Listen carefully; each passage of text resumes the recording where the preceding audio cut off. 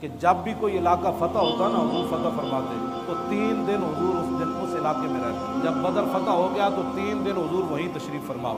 حضور 3 دن پھر اتنے رہتے سن. بھائی کسی دم خم آئے تو پھر آئے. حضور نماز پڑھا رہے تھے غزوہ بدر میں. دوران نماز حضور مسکرا پڑے. اب صحابہ سے پوچھنا چاہیے کہ بھائی تسی کتنے دیکھ رہے تھے. یہ کہ اب درود شریف سے خلل آتا ہے نا.